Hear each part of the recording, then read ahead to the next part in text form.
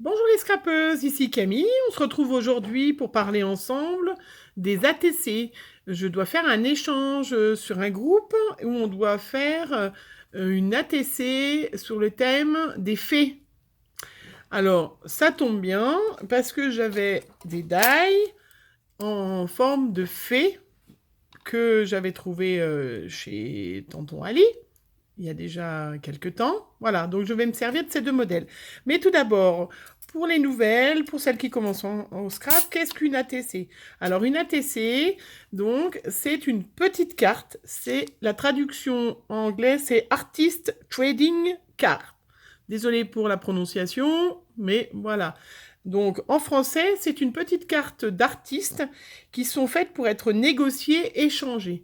C'est la taille d'une carte à jouer, hein, un jeu de cartes en fait. C'est la même taille que les jeux de cartes.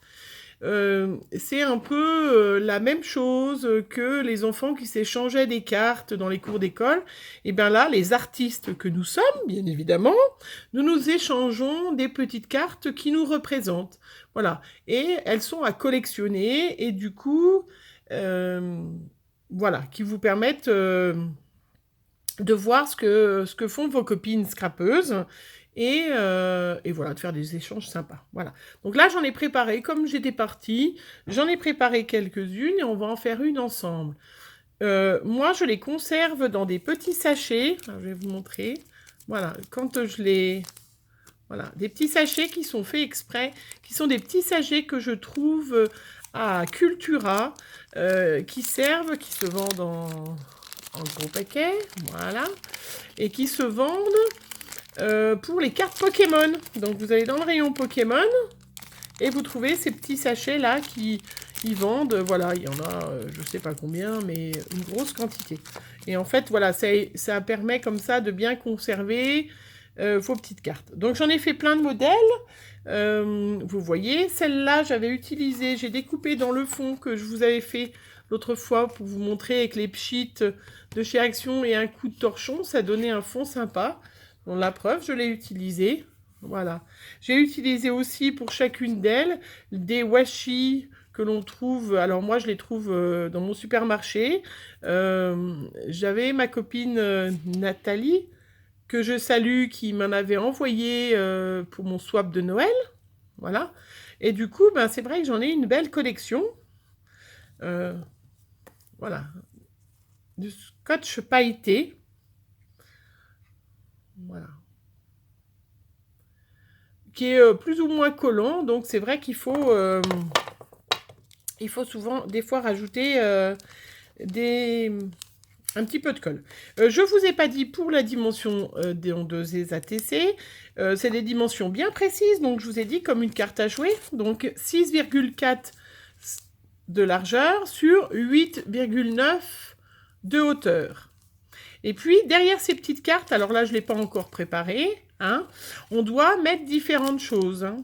Donc on doit donner un titre à nos cartes, hein, et puis on doit noter si on fait une série, comme moi là qui en ai fait donc toute une série, ben voilà, celle-là, voilà, celle-là, si ça veut bien zoomer, celle-là ça sera là, on va c'est peut-être le brillant, la une, voilà, ben j'en ai fait une, deux, trois, 4, 5, 6. Donc ça sera la 1 sur 6. Celle-là sera la 2 sur 6, 3 sur 6. Voilà, derrière, vous notez bien. Vous notez aussi la date à laquelle vous avez réalisé votre carte d'artiste. Hein. Voilà, ça vous permet aussi de voir l'évolution dans votre scrap, hein, parce que c'est vrai qu'on évolue, il y a des nouvelles techniques qu'on apprend, des nouvelles choses. On marque bien évidemment son nom ou son pseudo d'artiste, donc ses coordonnées, donc ça peut être pas forcément ses coordonnées postales, mais ça peut être ses coordonnées YouTube, ça peut être ses coordonnées Facebook, ses coordonnées Instagram. Et à la fin, bien évidemment, vous signez. Hein, c'est vraiment des petites cartes voilà, qui vous représentent et qui permettent, on ne sait jamais, si vous devenez le futur Picasso du scrap dans 10 ans, ben voilà, moi j'aurai une carte de telle personne, ah ben, je pourrais peut-être la vendre une fortune, je ne sais pas. Voilà pour la dimension, donc 6,4 sur 8,9. Vous pouvez couper, arrondir les angles ou pas. hein. Voilà, sur cette série-là, je ne l'ai pas fait. Donc, j'en ai fait, voilà. J'en ai fait une...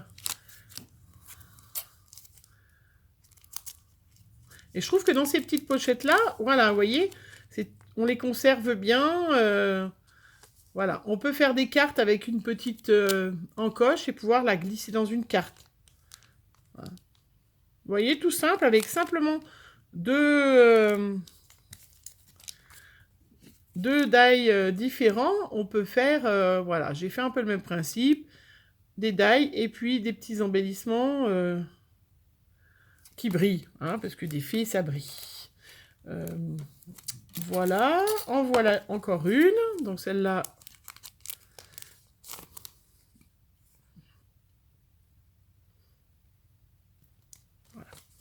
voilà. Alors là, pour celle qu'on va faire ensemble, j'ai préparé, donc j'ai pris le petit fond, donc je vous avais dit que j'avais fait, j'ai juste, donc 6,4 c'est mon papier qui est noir, hein. Voilà, pour mettre en valeur mon papier à l'intérieur, et puis je les ai doublés avec du Bristol à l'extérieur, parce que c'est des vraies cartes d'artiste, hein. C'est des choses qui doivent être solides. Donc j'ai mis un papier noir plus mon papier décoratif devant, mais j'ai doublé avec, voilà, avec du Bristol. J'ai mis un petit morceau de washi rose paillette, pailleté. Voilà. J'ai préparé donc une belle fée, petite fée, voilà, que je vais mettre dessus, que je vais coller. Et puis mes trois petits... voilà, mes trois petites fleurs. Enfin, une fleur et puis... voilà. Alors, voilà. Donc, tout simplement, hein, vous voyez, là, je vous montre comment faire. Alors, on peut en faire des très compliqués. Ce qu'il faut faire attention, c'est que c'est des choses qui sont à collectionner. Donc, il ne faut pas non plus...